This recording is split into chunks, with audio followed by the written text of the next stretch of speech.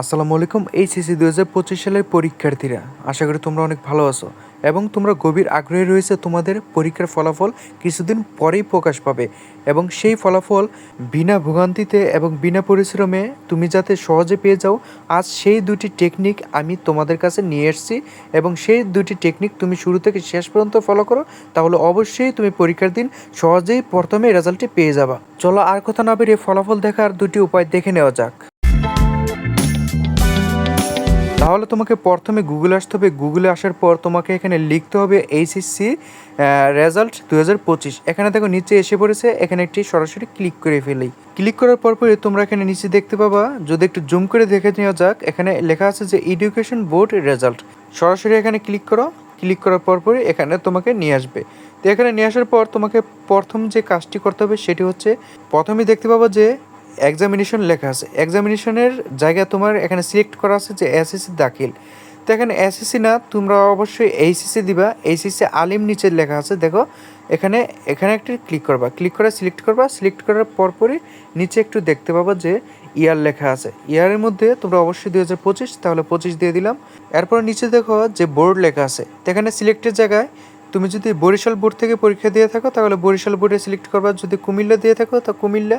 তো আমার যেহেতু ঢাকা বোর্ড, তাহলে আমি ঢাকা সিলেক্ট করলাম। এখন সিলেক্ট করার পর আরও নিচে দেখতে পাবো যে এখানে রোল অপশন আছে।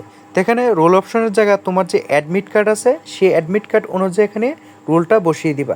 তো আমি এখানে তোমাদের বোঝার সুবিধার্থে আমি যে কোনো একটি রোল বসিয়ে দিলাম। এরপরে দেওয়া আছে যে রেজিস্ট্রেশন নাম্বার, তোমার অ্যাডমিট কার্ডের যে রেজিস্ট্রেশন নাম্বারটি আছে সেই রেজিস্ট্রেশন নাম্বারটি তুমি এখানে সরাসরি বসিয়ে দিবা। এরপর সর্বশেষ যে কাজটি হচ্ছে, নিচে তোমাকে দুটি সংখ্যা দেওয়া হবে যোগ করতে। এই দুটি সংখ্যা তোমাকে যোগ করে তারপরে তোমার সাবমিট করতে হবে। এখানে যেহেতু 8 আর 9 দিয়েছে এবং 8 আর 9 যদি যোগ করি তাহলে 17 হয়। এই 17 নাম্বারটি আমি এখানে বসিয়ে দিব। বসানোর পর এখানে একটি সাবমিট লেখা আছে, এই সাবমিটে একটি ক্লিক করতে হবে। এখন দেখো আমার আসলো না, কারণ এখন রেজাল্ট প্রকাশ পায়নি। যেদিন রেজাল্টটা প্রকাশ পাবে সেদিন তুমি এখানে তথ্যগুলো বসিয়ে সাবমিটে ক্লিক করবা, তাহলে সরাসরি তুমি ফলাফলটি দেখতে পাবা।